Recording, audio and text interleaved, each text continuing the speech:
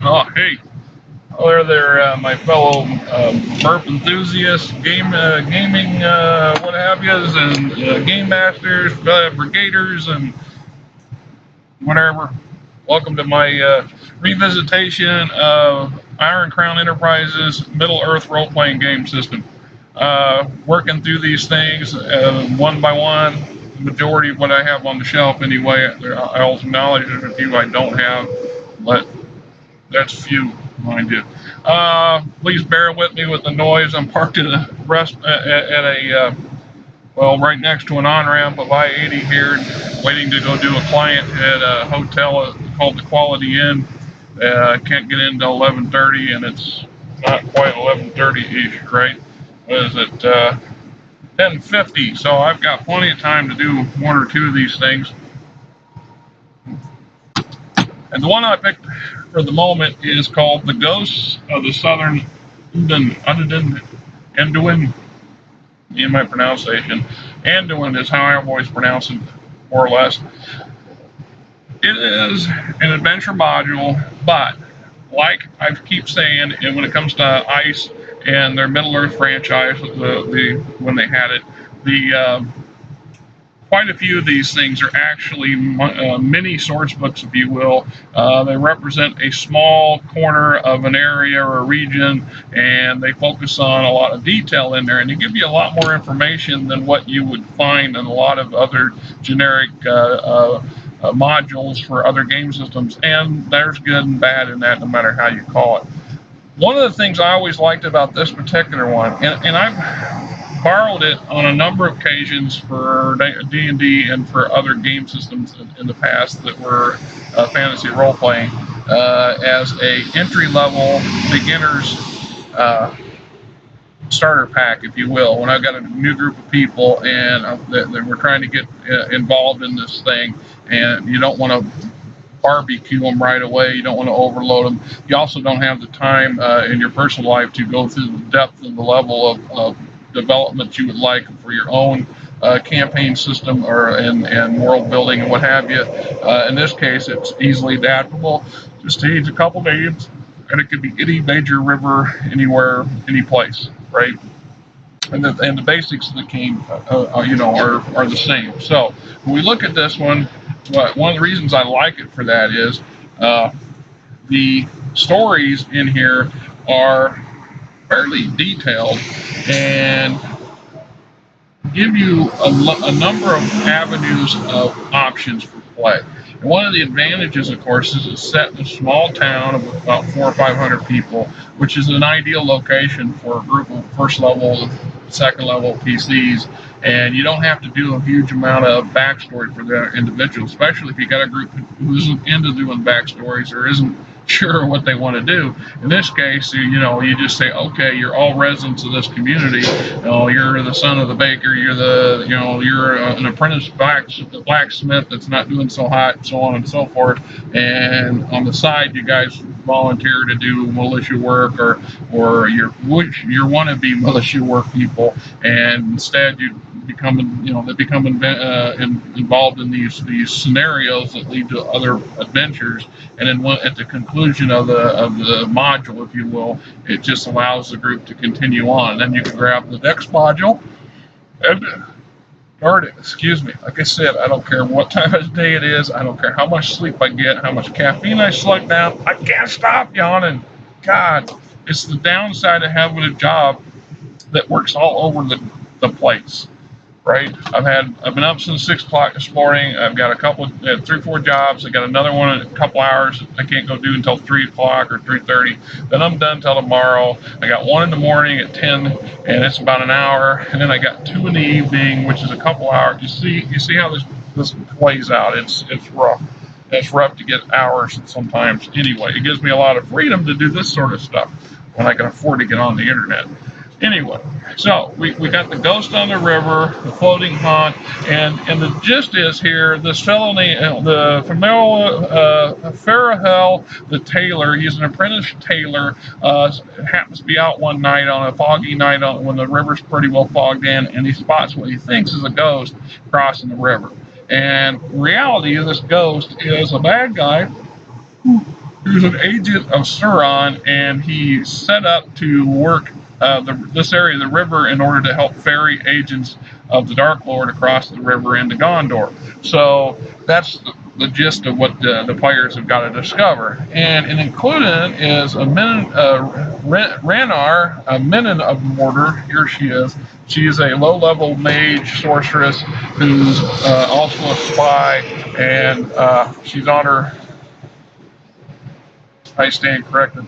Renor is the guy doing the porting. This is Herbathon, the spy, the young, strong-willed Harridan woman from Barji Masak, surrounding the Bazazdar, great port city of Fard Herod. Blah blah blah. So she's a spy, but she's also a low-level spellcaster, if you will. And Renar is the guy that's set up here. He come into the town about six months earlier, and he is a fletcher. So he has a shop, and at nighttime he uses his remote cabin where he lives to house these people that are working for the Dark Lord and helping them move along to do whatever it is they're going to do. And your PC's job is to ferret this out, discover the truth. And the problem is that the young Taylor, while spinning these stories, is running head to head with a number of the elders of the town who are not amused by his fanciful tales and are not buying into his situation. So he has to take it upon himself to solve the mystery, right? In this case, they give you a couple options. He can either afford to pay for some adventurers, or his friends, a la the PCs, can help him out. So there's the initial concept of the starter module for a new group of PCs. And they give you a nice little map of the town and its layout. They break it down, of course, right here, all the major encounter locations and so on and so forth. Then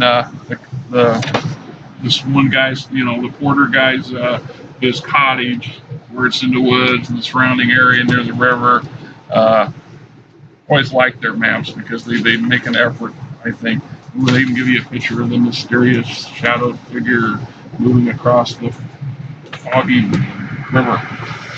In the task, the objective will full gradually PCs to delve further into the story to discover the identity of the ghost in the river and its benevolent dispose of it. Those who are willing to aid in ascending the mystery of the river ghost should be prepared for the challenge of Renar and possibly Alberthon presents. I.E., it's not something undead. It's a couple minions of the Dark Lord, and they don't want their secrets out. So you might have to, defend the PCs might find themselves in a fight. So back to the thing, we got the encounters, we got the list for the town, some info on the townsfolk, the local wildlife, the bad guys, then there's game master notes, and they make a point.